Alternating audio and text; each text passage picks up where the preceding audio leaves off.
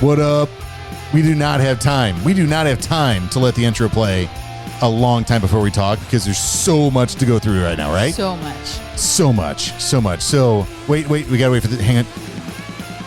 Reverb? Oh, that felt good. No, reverb's at the end. I thought we didn't have time. We don't have time. You're right. So, yep, here we are talking winter with Swinner. You got myself, Ken Bogeman, my lovely bride, Nicole Bogeman. Aww. Brent Reeder and his lovely bride, Mollie Reeder, are here.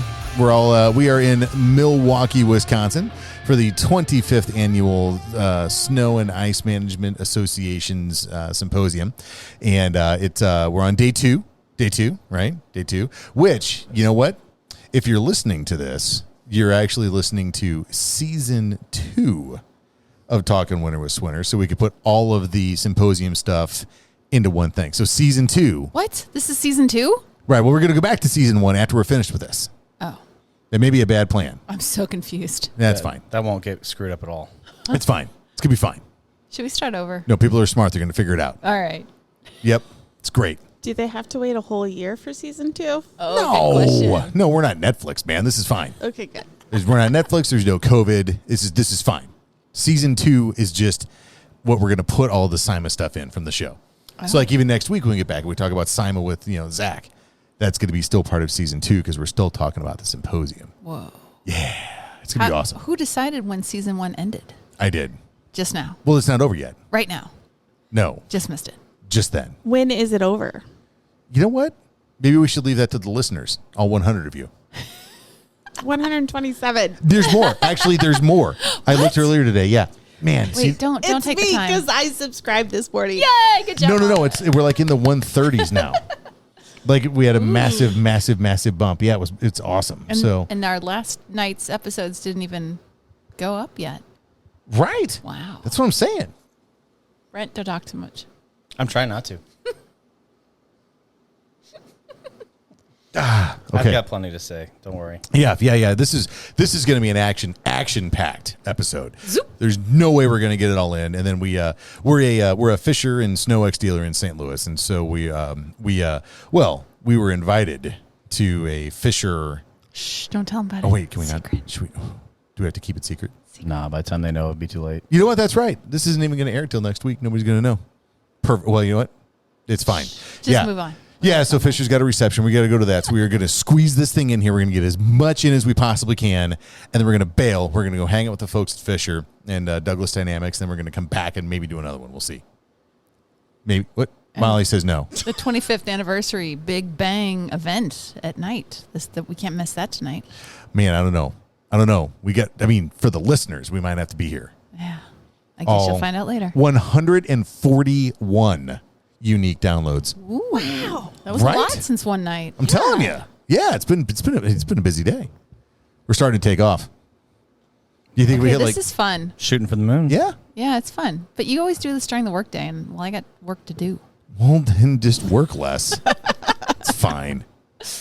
All right. So today, speaking of work, I was saddled to the computer for today during when the sessions were going on. But you guys went to sessions, yeah?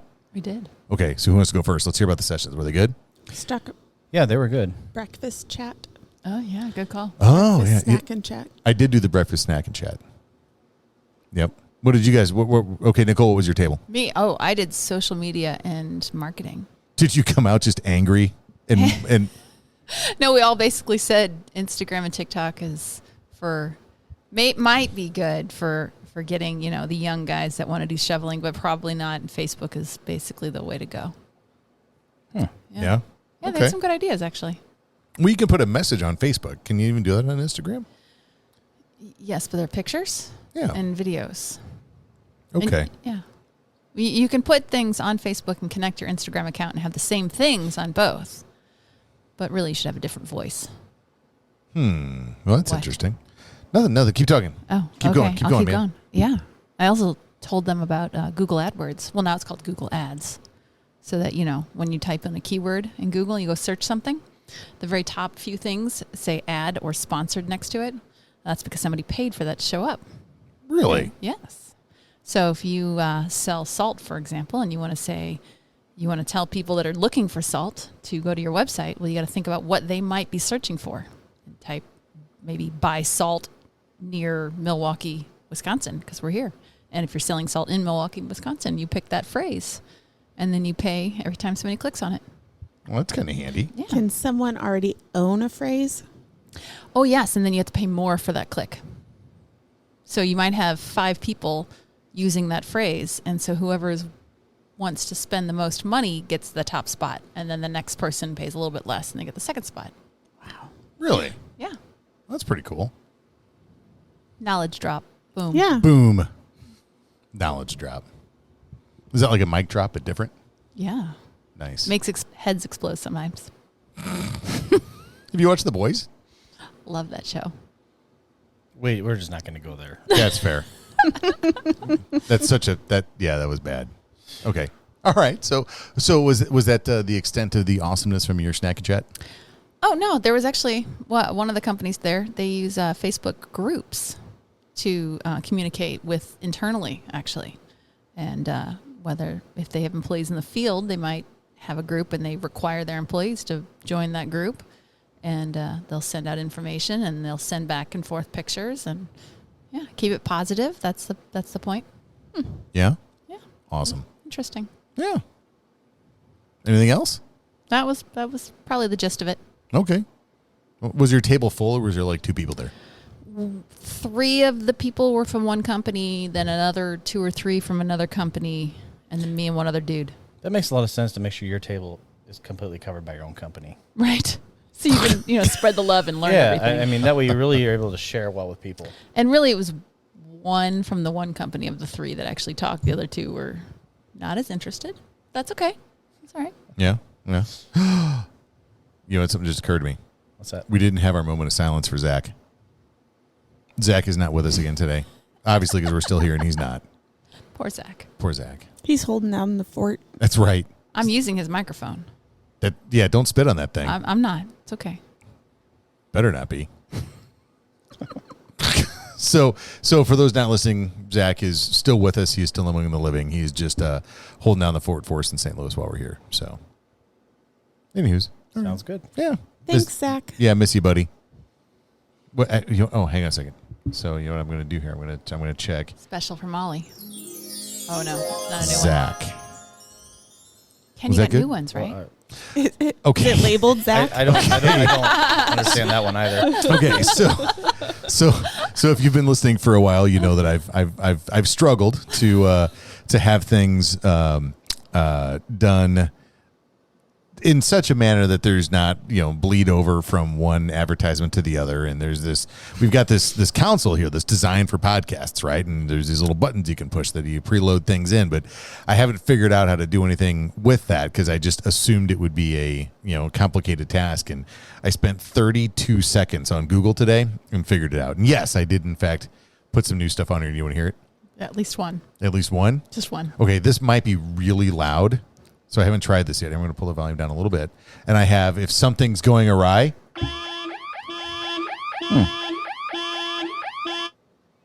Right? Nice. Interesting. Yeah. And then I also got this one. That's it. That's what I got. Is that if something goes over your head and you didn't quite get the joke? I Oh, thought- I love like it. that. I thought love it it. was a plane crashing. But No, it's just flying. It went over Brent's head. That's right. Yeah, there's actually really a bunch of really cool stuff we could do with this. Now that I got to figure it out, but I didn't have time to do anything with it today. So That's that was okay. it. Yeah. Somebody else went to a snack and chat. Sure What they did. Brent, what was your snack and chat? subcontractor management. Yeah. Actually, no, that was yesterday's, that was wasn't yesterday. it? Yeah, that was what was on my It all mind. starts blending together. It does. It does. That's so quick. Today was Sales, estimating. Yeah, estimating and software. Don't you just take a picture of it and put it on Snowplow Mafia on Facebook and say, what should I charge? That is one way to do it. However, you're probably not going to get a correct answer. I don't know what you're talking about. So, and actually the discussion was led by 2 guys who seemed to be really eager to get an answer to that question they came to the table with about how are they putting together their seasonal bids Oh. and how are they paying their subs and still making money. So that's a topic we could spend all day on. Uh-huh. Yeah. But basically it was really interesting. And these are not small companies. That's what was impressive. A lot of times people think that once a company's making $1 million, they know what they're doing. This company was making significantly more than that, and they still had no idea. Their growth had been so explosive, they just haven't been able to catch up. Yeah. And now they're trying to figure out how to do it right. Now Yeah. that they made all that money. And You know what, though? Props for them for not just thinking, oh, look at all the money we're making, we're successful. yeah, they know they're not doing it the way they should be. They're trying to figure out the right way. Good for them. That's So, awesome. Yeah. So it was pretty interesting. Yeah. What else So- did Brightview have to say? It wasn't Brightview. Oh, sorry. We use actual company names? Well, just that No. one. Oh. It's fine. We talked about software, and they were really eager to hear about any software that could really make their life easier and help them put together an estimate that would show all their cost and show their projections and stuff like that. Yeah. So I think there might be something like that coming out in the near future, but I couldn't quite get into that just yet. So software could be the game changer? Could be. Could be. If Takes only all the information you know and helps you put it together in a way that actually makes you a number that you can use. So if there was a software solution where you had the data tracking and financial projection and bidding and all of that in one spot, but then also you had, knowledge and education on seasonal contracts and how to put things together in one filled swoop, you could have a solution that would give you the support, guidance, and education that you need to be a more profitable, more efficient snow removal contractor and still have the advantages and benefits of wonderful software for data tracking and work order management. That would be a thing of beauty. If only it existed. Maybe one day. Maybe. Maybe. gosh. And maybe Okay, it's that's coming enough. soon. It's all right. Next week, man. Next week is the unveil. Oh. The soft open, if you will. Interesting. Should we say what it is right now? No. No? No, Gotta wait till next week? Keep them coming back. Yep. That's true. Next week? Yeah. Yeah. Okay. So what else did you have at your breakfast? That was the gist of it. That it was shockingly, I took up the whole hour, and it was interesting hearing from everybody. And everyone at my table was from out west, which is kind of refreshing because it seems to be dominated by the upper Midwest or Northeast here Sure. at Yeah. Sima. So like California? No, Utah. Did you know it Interesting. snows in Utah? Utah. Oh, yeah. It snowed every day in December this year in Really? Utah. Oh, Wow. snap. You know that the And he said he still had hardly any work. That's kind of It's a little confusing. weird. Yeah. a lot of the de-icing products that make their way into the Midwest come out of Utah. Do you know that? No. Yep. Hmm. Yeah. Interesting. Neat. Yeah. Well, my table this morning was we were talking about recruitment, how to find people, right? And there were a couple interesting things that came out of that. One idea that somebody had was that they set up a sort of a program where in the first year, if you work on particularly sidewalk crews, but they do it for the operators as well, is if you're working in the first year, you get whatever your hourly wage is, and that is what it is. And then if you come back for the second year, you get a really nice Carhartt jacket that then you have for that second year, and then if you make it for a third year, then you got and they said the name of the brand of boot. It wasn't Red Wing. It was some really, really nice winter weather boot that they get. That when you start your third year, you get this set of boots, and then they then there's a progression where they do coveralls and gloves, and they do things like that. That if you come back, you get these things, and then also when you come back, you get more money. And so the longer you stay with the company, the more stuff you get and the more money you make. And while they didn't say this, it was, it seemed like you could kind of see That is not a button. Nope, it was my fault. It's fine. It's fine. Look, now it's off. From Big Pine, California. Guarantee you they're selling me something. It's fine. Please silence your phones. I just did. Man. They've said it at every single event. Yeah, today. that's true. That's true. So that was kind of cool, So to create a program where the longer you stay around, the better off you are. talked about referral bonuses as well. So, so much in there. And one company had a different dollar amount on the referral bonus based on the position that you're filling. So like if you find a field manager, that was one set of money. If you find a laborer, that was a different set of money. So that was kind of interesting. And then there was a company there that does recruiting, kind of hiring stuff. It's all web based basically. So they're a what's the best way to put this? So they would, for you, so you go onto their, I presume I would go onto their website and you'd say what you're looking for, and then they go and find it. And they were talking about, the younger generation to come out and work, that they don't care about the money, that the younger generation doesn't care about the money. They want the ability to, one, work when they want to work on their terms, and two, they want to feel like they're helping somebody, right? I've heard that a lot. Yeah. And so, until they get the money, and then they don't want to lose it.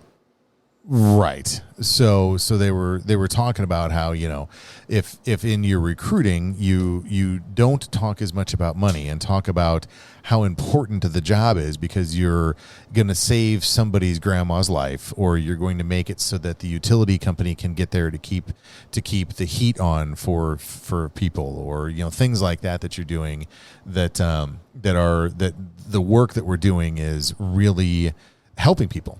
And that focusing on that the one gal, she had been at a seminar from another company that did that, and she said that she was inspired and really wanted to go work, and she might even do it for free because she's helping people.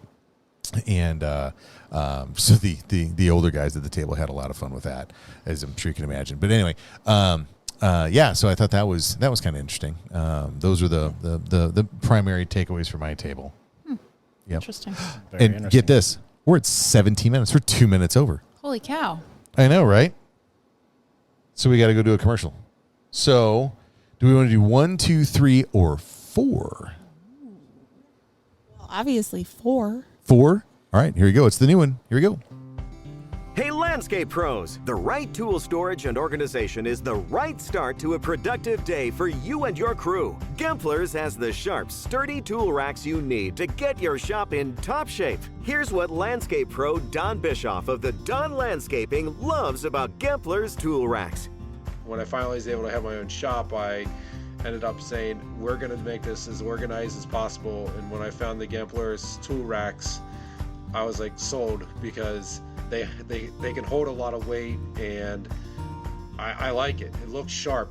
It looks sharp to your employees. One of the things I always stress to them is if we're not organized, we're not going to be efficient. If we're not efficient, then we're not going to make money. And if we're not making money, then I can't go out and do fun stuff with you, like go to a Reds game or go get lunch for the afternoon. If keeping your shop organized, better productivity, and making more money sounds good to you, do what Don did. Shop Gemplers.com for Gempler's tool racks. Gemplers. So what's fun is, before we had gotten tied up with Turf Stop Radio here, I had never heard of Gemplers before. And oddly enough, on the trade show floor, the Gemplers had a fairly large booth right there. Nice looking booth. It was really nice, and we got the privilege of speaking with Mr. Keith King, who was the national sales manager for Gemplers. Yes, sir. Yep, and what an incredibly nice guy. He was. Right? Yeah. Very nice to talk to. Yes, and he it was nice to hear from, kind of put a face to a name, and he had said that they do a lot of online business, and that it was kind of interesting, because a lot of the people that are here particularly selling equipment or supplies or things like that, they have their shtick, this is what we're selling and this is what it is, here's what we've got. And Keith was very open-minded to, hey, we have what we have because we think it's the best, but if there's something better, please tell us about it. I had mentioned, I asked him if he'd heard of the Snowcaster, and he hadn't, and we got to talking about it a little bit. He says, man, I need to look into that. And it was I don't know. I'm Putting people together. yeah, well, and and it was one of those where he seems like a genuinely nice guy. So Keith, thanks for taking some time to talk to us. And folks, pay attention and maybe give Gemplers a shot. They were nice people, not just because they're supporting our show and Turfs Up Radio, but because they're actually nice people, right? It's true. But we are getting ahead of ourselves. We're not quite to that trade show yet. I know you picked ad number 4, so I had to talk about Gemplers. God, Mollie. I was just trying to segment us back. See, now I'm getting in trouble for skipping ahead. All right, fine. Okay, so then after breakfast, I had to come up here and go to work, and then Nicole, you guys all went to the same session immediately, Did. right? The first one we did, yeah. Yeah, and okay, so talk about that. What was that one? That was middle management and leading. What was it? Title was it? Oh, you're not ready? Hold on. No, I was ready for the other one.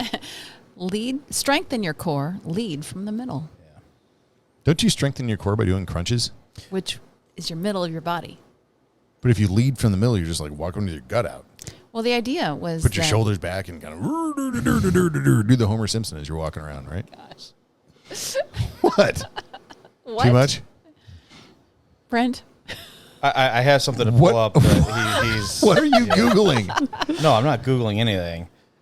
Now, the idea was that the middle managers can really help make or break a company. They're while your owners and the top dogs will come up with the ideas, the vision, the mission statements, it really takes the middle managers to push that into the rest of the company and make sure it sticks.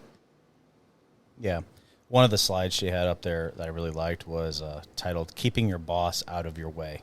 It was Okay. Hey, easy. It said, "It is my job to do as much as I can to keep my boss out of my world. The better I am at my job, the less involved they need to be. The more focused they can be on other things." I like that. Yeah, and that's awesome. And I think that the only thing that I would say to temper that, and I think you'd probably agree with me on this, Brent, is that while the boss doesn't want to be bothered by things they don't need to be bothered with, the more information the boss has about what's going on, the less they feel like they need to be involved. And I think that ties in with that. Yeah. So it's not.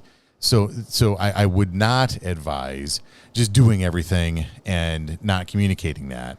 I would advise doing everything, communicating everything you possibly can, and instill in your supervisors the idea that you've got this. It's under control. You're making headway. Here's what you're doing, and here's why it's good. Yeah. Yeah. 100%. Faux show. Yeah. So, yeah, it was, she had a lot to say. Yes.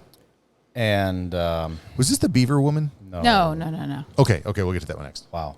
There's a lack of context. Yeah, that sounded really weird. She It'll make named sense later. She named her company, man. Yeah, we'll get there. Okay. So, I didn't really have a lot of takeaways from it. It kind of was all common sense to me, but it was worth repeating, I guess. Yeah, she talked about being a confident leader, connecting with your team often, not just, assuming they know what they're doing, making sure to communicate verbally, physically, and written. And a lot about how you don't learn how to communicate. You don't learn how to write an email, craft an email. Yeah, I did like that, which is a really good representation Yeah. of what you have to do. You can't just write the same email to everybody. You got to take the end reader into consideration of how you're writing it. Yeah, no, that's fair. I know with our storm communications, when we send out emails, before and during storms,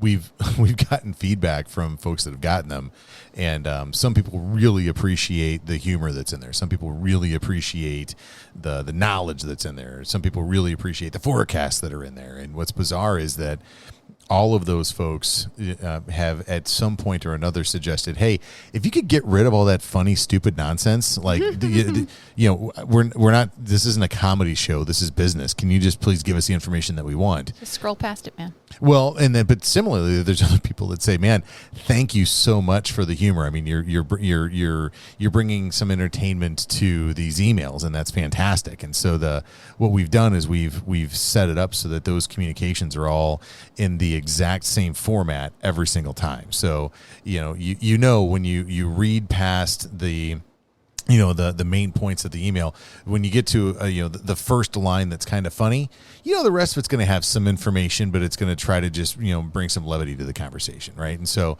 in doing that, we haven't actually, in the last couple of years, we haven't had anybody complain about, hey, this is too much this, or hey, it's too much that, because they're all in the same format, and folks know that they can zoom into what they need to get to, without having to read through the stuff they don't want. So, when you're doing the communications with the customers, if you can figure out a way to systematize them or standardize them so that the customer becomes accustomed to it, it might make that a little easier. Yeah. In this case, she was talking more about how to communicate with your employees and how to manage those employees, but that certainly affects everybody. What you said is very true. So, in other words, I just wasted 30 seconds of everybody's time. No, you're also talking about subcontractors, too. Yeah. The emails that you sent out. Yeah, there you go. Yeah, everything you said was absolutely perfect and excellent and good advice. I was just trying to bring it back around. Man, that felt good. Thanks. No, but she did mention something. She said, do not overuse the exclamation point. Oh, no one is that happy about anything. Yeah, and keep the emojis out, for God's sakes. Yeah. Yeah. And one emoji is enough, maybe two, right? Right. Yeah, well, she didn't say anything about emojis. Maybe you shouldn't have any of those. I don't know. Fair. I love my little app here. Yeah, I'm noticing that. It's pretty awesome. I've got an iPad with a Notability app, and I take a picture of the screen, and then I input it into my little Notability, and then I can write all over it, highlight the letters, and it's pretty fancy. Yeah, that's pretty handy. Yeah. So I'm just scrolling on through, looking at my notes. Nice. Your notes were a lot easier to take. Yeah, I don't have to write as much. I sat there typing into my phone the whole time in that next session. Is that why your thumbs are so beefy? Your thumbs are all swole. Roar. Yep, they're back down. Wow. What? Too much? Nice. Sorry. Yeah. She did a lot of talking, though, didn't she? She did, and she still didn't get to everything. Right. It was all good information. Talked about giving feedback, receiving feedback, appropriate way. Oh. Talk about that a little. What does that mean? Not to take it personally. Oh, well, that's true. Number one, yeah. Use it to reinforce strengths. Keep your goal-oriented behavior on track. Yeah. Listen to the feedback. Don't interrupt. Yeah. Think before you respond. Be open to new ideas.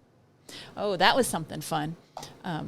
She said if you're, not reprimanding, but correcting someone and they take it and they get angry about it, maybe that's a good thing. It's because they're passionate. They care. They don't want to be bad. Yeah. I think that there's a really, really fine line there. I mean, I think that yelling and screaming angry. Well, no, but I mean, I think that there's a difference between, if you have a conversation with somebody and they come in and they're fired up about it and they're passionate about it. That's one thing. I think that we've had plenty of conversations with staff over the years that are become belligerent, and they're not passionate about their role or their position. They're pissed off that you had the audacity to criticize them. I don't think she didn't mean it that way. But no. All I'm saying is be cognizant of the difference between being passionate about your role and what you're doing and being unwilling to accept criticism. Fair. Yeah, that's all. Fair. Yeah. She also said to make sure to understand the message, ask for clarification, respond by repeating the points they've mentioned of the feedback, and to show that you've interpreted the feedback correctly. And then Mollie, you're like, make sure you wrote down what she just said, which was that at the end or on a regular basis, I think she said, ask people something they like about the company, something they don't like about the company, and something they would improve. Oh, that's right. She said to pass out Post-its to everybody, and then they had to answer those 3 questions. And writing it down is important. Yeah. And I like that it's just a Post-it. Yeah. Quickly, just handing it out so that people aren't having to craft an email or think about it a long time. You're going to get the results and the answers back because it's just on a Post-it. And what do they then, like, write it down and then stick the Post-it on your door or something? I think she just collected them. Oh, okay. It was just some gut reactions. Yeah. So could you use a piece of paper from a notepad? Sure. There you go. It's just You could use a napkin. Oh, you know what? Some of the best ideas ever are written on napkins. I know songs that have been written on napkins. Really? I want to know a song. Edwin McCain. You know, The I'll Be song? That is. He was sitting at a bar and he heard somebody down the bar go, "Honey, I'll be your crying shoulder." And he went, I need a pen. And then he wrote it down. He wrote a song. I know a guy that sold a skid steer on a napkin. Not even kidding. Was that Brent? No. It's definitely not me. No. This is you know what? That is not a conversation to probably have on a podcast. Well, you brought it up, man. I'm not doing it. Okay. It was bad. Everybody that was involved in that deal, except the guy that wound up with the skid steer. He came out of that deal was pretty good. You bought the skid steer. Oh no, it wasn't me. Oh, okay. No. All right. No, when the sheriff's department said, "Well, no, they produced a bill of sale and it was the photograph of a napkin." Oh boy. Yeah, it was that was something. Okay then. Wow. Yeah. Moving on, maybe. Yeah. So you know what? So we can talk with that lesson. Business owners out there, do not empower your staff to execute any type of contractual agreements unless in without the understanding that those contractual agreements are, if they have that authority extends not only to contracts that you approve of, but whatever they might jot down on a napkin in a bar. And it becomes a contract Binding. legally. So just be careful with who you give that power to. So Wow. yeah. So at least so said the St. Louis County Sheriff's Department. Dang. So yeah. So anyway, moving on. So was there anything else from that session that was really good? You know what? Actually, I think we got to do another commercial. Oh wow. Okay. What do you think of that? Fantastic. Which one? So 2 or 3? What do you want to do? 3. 3. Here we go. Fed up with your current software solution? FieldRoutes is the cloud-based software technology you need to level up your lawn care business. From routing to scheduling, collections, marketing, reporting, and more. It's the all-in-one solution that automates, not complicates. FieldRoutes helps lawn care companies simplify, scale, and grow. Schedule your free demo today by visiting fieldroutes.com. That's fieldroutes.com. You're listening to Turf's Up Radio, the only radio station of its kind dedicated to the green industry. Turf's Up Radio, your industry, your station.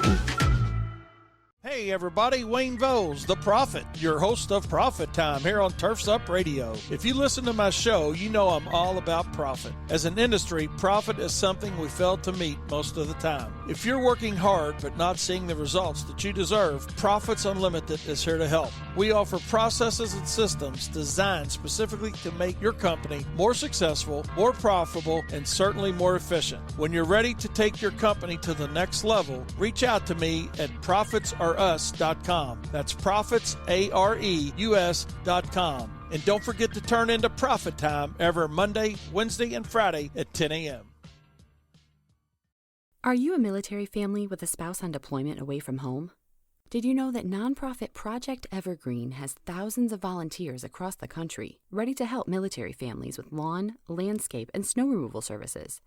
We call it Green Care and Snow Care for troops. If you are a military family and would like to receive this free service, or if you'd like to volunteer to help, visit projectevergreen.org. Project Evergreen, creating a greener, healthier, cooler Earth, 1 yard at a time. 1 yard at a time. Yes, sir. You know what else? You buy salt by the yard. This is true. Do you think you could, create a greener environment 1 yard at a time of salt? Probably not. Probably not. Probably not. I'm not sure where you're going with that. Me neither. Nothing. Well, I was just waiting for Nicole to get her app opened up here. My app? App. Yeah, what about it? I don't know. The Sima app? You got to tell us something, Sima right? app worked really well. It did. You could pick what you're going to go to and then put it in your agenda. Yeah, we haven't talked about the actual Sima, the Symposium app is really, really cool. Yeah. It is You very connect with neat. people. Mm-hmm. Connect with people, see the schedule, see all the slides for Yeah. the presentations are on That's there. fantastic. Yep. Yep. Yeah, it's really, really cool. If you haven't been to a symposium, and if you can make it happen, it is really, really cool to come here. I mean, you've got, I'm going to, do you think it's safe to say thousands of people, or we think we're in the hundreds for attendance? Hundreds of people, in the same place that are all passionate about, they're either passionate about it or they've been sent here by somebody who is. And but everybody that's here wants to learn about snow and wants to help other people learn. It's a very, very, very good event to go to. It's attended by it's not all little companies. It's not all great big companies. It is a hugely diverse mix of different types of contractors that I've seen and interacted with. Yeah. I mean, all levels, different types. Yeah. Snow only, snow landscape, everywhere from Montana to New Jersey. Montana. Did you actually meet somebody from Montana? I think so. Okay. Wow. Seems like there's not many people in Montana, right? Right. Or they talked about somebody from Montana. I can't remember. Maybe that's fine. So what else from your session? Anything else, or do we? There was a whole lot more, but that's probably the biggest points. I mean, there's a lot, but you just need to come and listen to them. It was really good. Okay. What did she say about a desk? Oh yeah, if you could do it from a desk, you can do it from anywhere. Yeah. Yeah. You don't have to be in the office to be doing what you do. Yeah. I do like being able to just, walk out of my office, out of my desk, around the corner, and then be able to say, "Hi, Brent. Hey, I got a question for you." But she's right. You could pick up your phone. Mm-hmm. Yeah. You could, but will you? Well, it's also because you're old and like to interact with humans face to face as opposed to through, a text screen. Fair. I'm okay to make a phone call, not just text. I do enjoy texting. Yep. Yeah. Nice. Brent, did you have any notes from that session in particular? Not from that one. I really enjoyed the following session. Okay, so after that. What was your next Good session? segue. Yeah, it was automation and snow and ice management. The robots. Which is not what I was expecting. I was expecting, using more mechanized equipment for clearing snow, like on sidewalks, but not full-on robots. And I was a little caught off guard at first, thinking, "Oh, this is dumb. I'm not going to pay attention to this. It's no point." And then, I started listening, and I actually started liking what I heard. Mm-hmm. Yeah. So I have a lot of notes here that are kind of at random, because I was doing a brain dump on my notes here. Fair. But they are truly talking about using robots in place of people. And one of the points they made is that these robots are not replacing human beings, because there are no human beings to replace. They're shorthanded already. So the robots are taking jobs that no one wants. Specifically, sidewalks is what we're talking about here. Okay. And that this isn't just all hypothetical. These guys, there was 3 men up there that had experience with robots in one way or another. And so they were speaking from experience.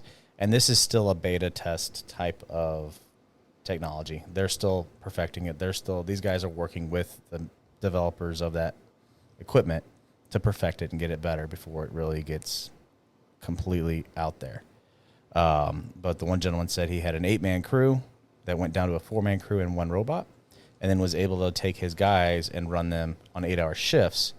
But that robot never stopped working for 36 hours.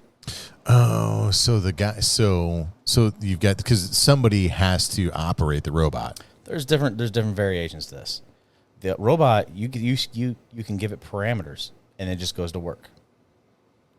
If there's a problem, you have to have somebody who's either close by or at a remote station that can, tell it, yes, it's okay to proceed, or give it a new set of instructions if it doesn't like what you gave it. Okay. But some of the benefits of it is, if you tell that robot, "I need you to shovel to the edge of the concrete," it does. If you tell it to go do another round, it didn't forget. It did it. Okay. So here's a question. Yeah. And maybe somebody asked this, maybe they didn't, but like the first thing that comes to my mind is that the individual operating that robot. Yes. What is the how do I say this? I think that people in our line of work, we struggle to find individuals that are cognizant of the world around them and capable of making good decisions without having to be told what to do. Mm-hmm.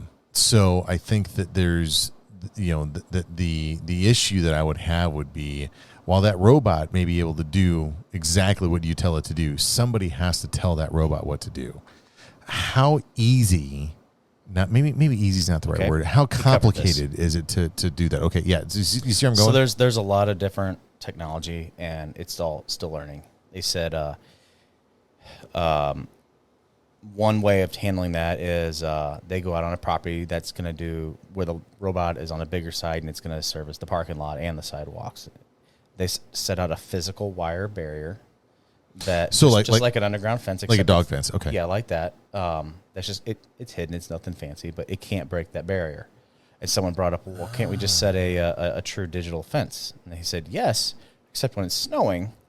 The cloud cover and snow might be coming down too heavy that it might confuse that digital fence. Okay. And so that's what kept it from having those issues. And so with that wire, could you essentially tuck that wire in, where the asphalt meets the curb? I'm not quite sure. Or do you have to excavate that? No, you did not have to excavate it. They didn't get into the super fine details of that, but that was the one way it worked. But then they had other robots that were traveling site to site. And when a robot would come to an intersection where cars would travel, it would stop and it would kick out and red flag an operator who's sitting in his office somewhere saying it needed to travel across the road and it needed someone to physically guide it across to make sure it didn't miss something. Because they had made laws about it. Yeah, wherever they did this, the government had gotten involved and Right. approved certain ways for these robots to cross I think it was autonomously. Canada. Was it up? Yeah, probably. Wow. So then you might be thinking, okay, yeah, but how long until one of these robots kill someone, right? Well, I don't know that I'm not so much about killing them, but Hurting them? somebody trips on the robot, or or even alleges that they tripped on a robot or something like that. So yeah, the robot has cameras. 100%. It can see everything because that's how the operators are able to decide if the robot needs help or to give it permission to go forward. The gentleman that was kind of one of the guys leading this said that so far his hand shovelers have caused more damage than the robots. They only had one damage report from the robot, and it's because I didn't quite catch why, but it put a nickel-sized ding in a garage door on someone's driveway when it turned around to go back the other direction. But then they were blamed for damaging a car in a parking lot, to which they said not only were they able to prove they didn't do it, they were able to prove who did. Oh, nice. Because they had the cameras. Because they had the cameras. So the green industry is significantly further down the road on this technology. Currently in Europe, there are 2 million robotic mowers being used. What? Man, as an owner, that scares the crap out of me. And- 0 claims of injury or damage against them. But yeah, that's Europe. I mean, they don't work. I mean, they just kind of hang out and eat croissants all day, but right? We have I mean, 50,000 work comp claims a year in this country. yeah. So they're pointing out that, yeah, this might be scary because it's new, but so far there's no mass issues being caused by that. What were you going to say? I don't know. Okay. I was going to say what he started saying. I feel like we should preface this whole robot conversation with he did talk about you can only use them in certain type of snow. Aha. Okay, like what? That you can't use them in ice. Sure. I think that's going to vary depending on the different robots because I've seen several different versions of that. And, and this is still new. So... It's developing. They'll figure it out. It is developing. Yeah, because I know I want to say we've seen robotic stuff, here and there for the last probably 7-8 years. Yeah, I'm guessing. So the last time 3 years ago here at Sima at the trade show they had one, but it was gas powered or diesel powered, one of the two, and it was a really big machine, but it was still for sidewalks, and it was big and bulky, and I remember looking at it going, oh, well, that's got a long ways to go. Yeah. But these new ones, I mean, they're electric, solar powered, and according to this gentleman, it never stopped working. So you don't have to have sunlight to have solar power. Right. Apparently they have a good enough battery to make it in the overnight. That's the only drawback. But if they're making it, then what if it's like? I'd be curious if it's super cloudy. Will that thing still charge? I think so. Okay. Yeah. There was a lot of good information that came out of this. They said that robots are technically slower than manpower currently. Well, but they're consistent. That was it. He said you can spreadsheet the performance of a robot. You can put that on a spreadsheet and decide, okay, well, based on this performance, I need this many machines, and it will be predictable and it will be consistent. And Yeah, one 'cause person, you still need someone to manage the robots, but one person can manage many robots from a point of comfort. He doesn't have to be on site. Yeah, and that the robot doesn't need to, go find a bathroom, and the robot doesn't need to go get a pack of smokes, and the robot doesn't need to go find a cup of coffee, and the robot doesn't sneak around the corner and take a nap. And yeah.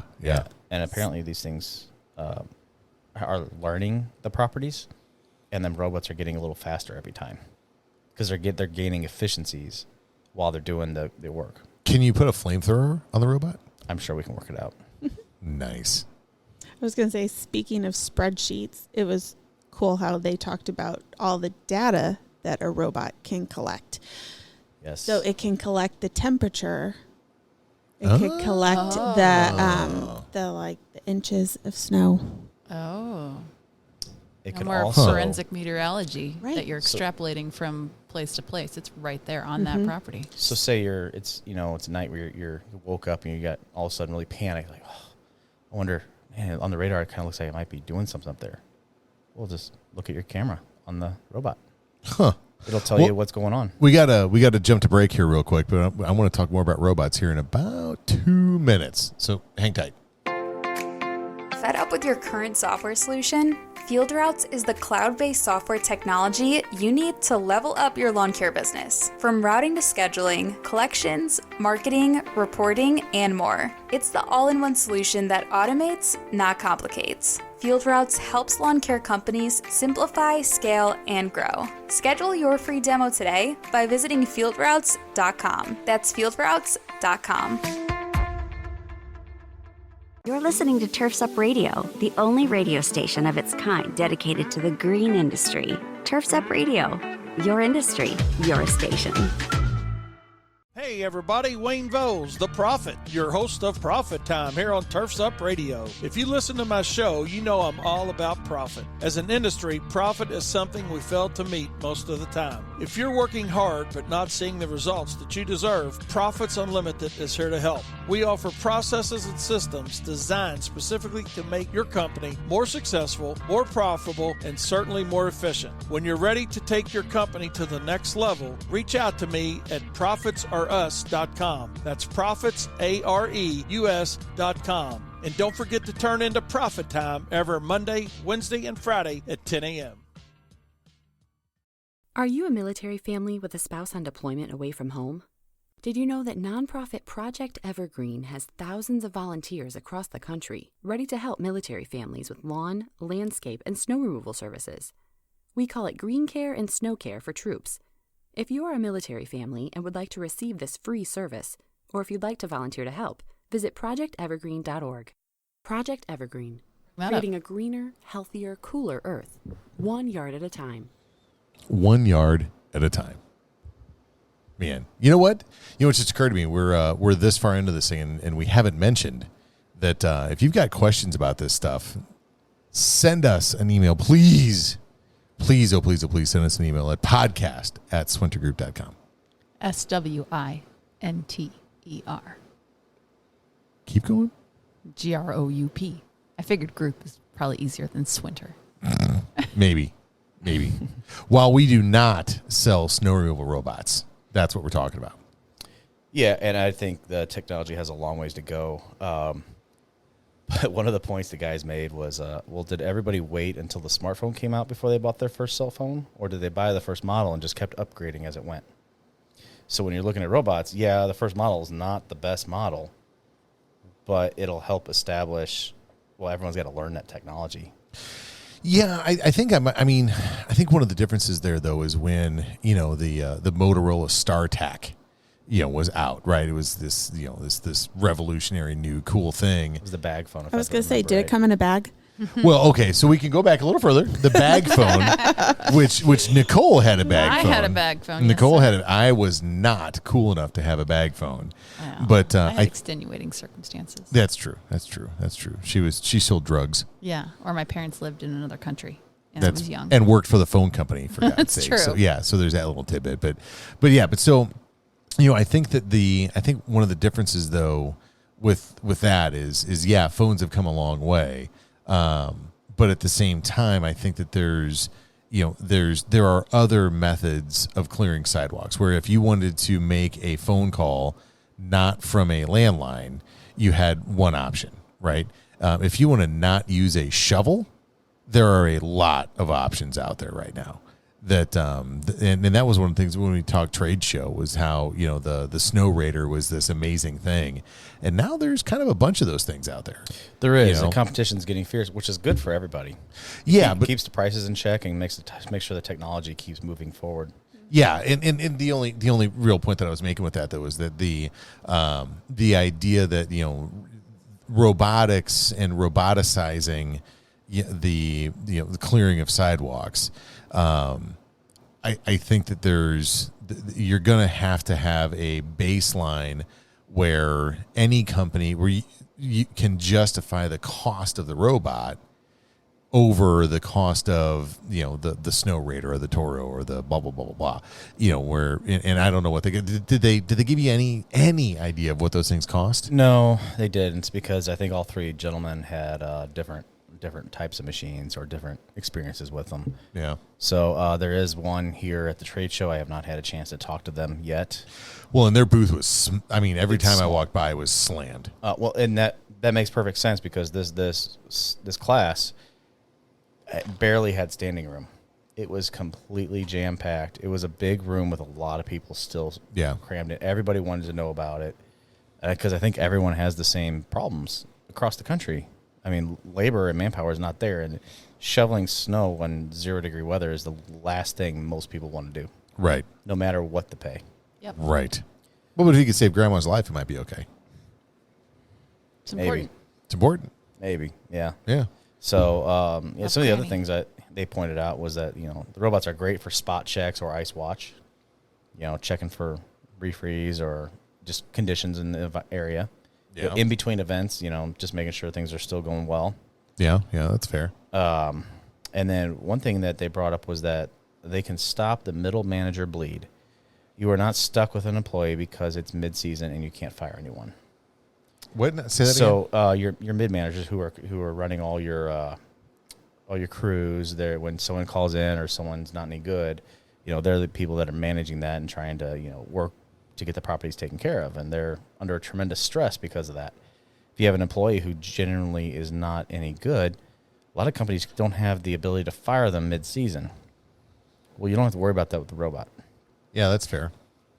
So it'll always show up. It'll always be there. Unless it breaks down. There's that, and you have to plan for that just like any other piece of equipment.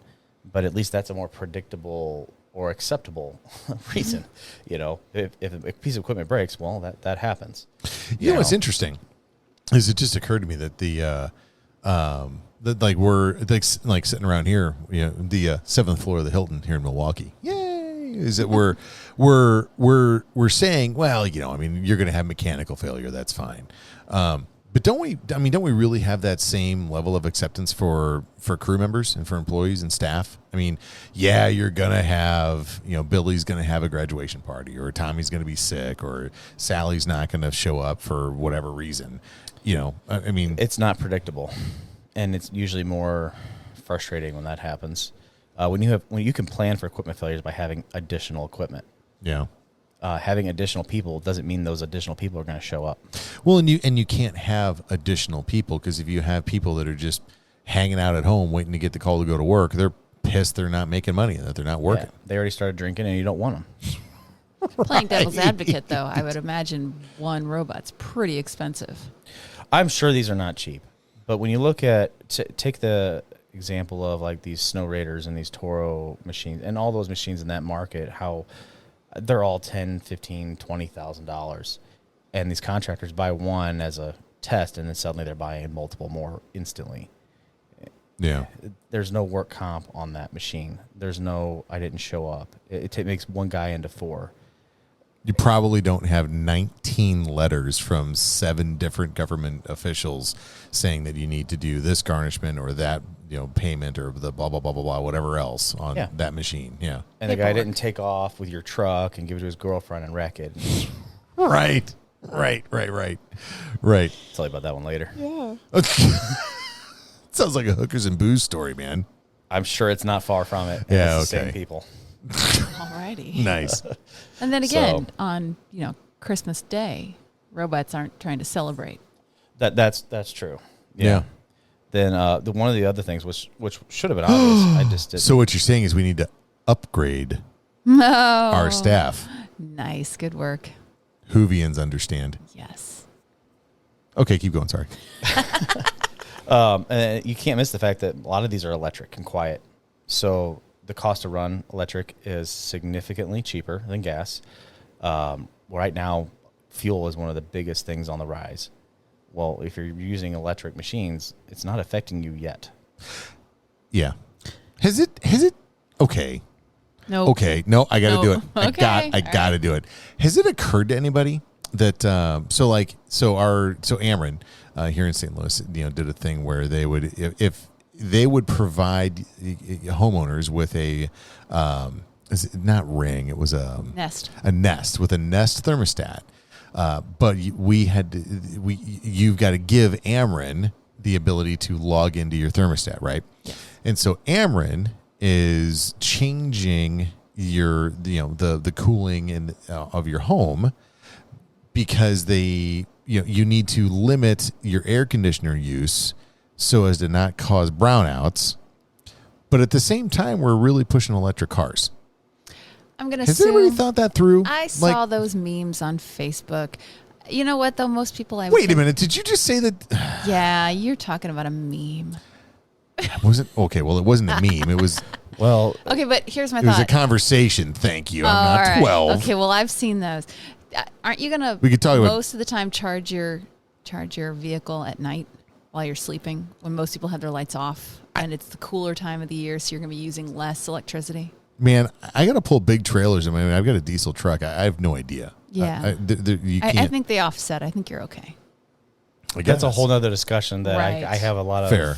stuff I've read on that would be interesting, but Not today. not today. No. Not today's. No. Not today. Not today. Yeah, but just remember that was by keeping your overhead down. Yeah, you got more expensive equipment, but right now that's not affecting that market from that angle. But how often do you look at bids or properties where they say, hey, by the way, there's residential above these offices or above these shops, or you're working in a residential area and a gas engine is nothing but the loudest thing on the planet. Yeah. Well, and I mean, you've got silent hours, and you've got times Yeah. when you can't be making noise.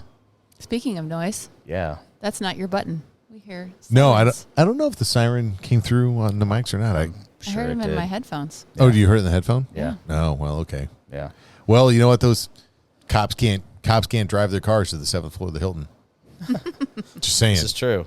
That's right. We can get away with anything. But having electric would mean the guys could work in the overnight hours without causing disturbances to the people sleeping. No, that's true. That's And very as a true. client, when you want to hire somebody that would be able to do that. There. I think some clients would. I think that the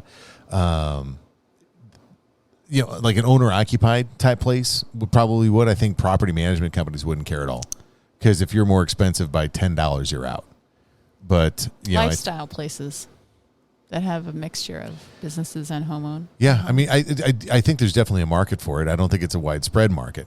I think that even on like lifestyle centers, you still have, those lifestyle centers are managed by, publicly traded, corporations that have to publish the bids and they have to hire low bid. And so if you're coming in with, and I have no idea if that's a $5,000 robot or if it's a $50,000 robot. And I'm going to find out. yeah, and I wouldn't be surprised either way, really. I mean, it could be either, oh my God, time is flying by, folks. Robots are interesting. They are. Yeah.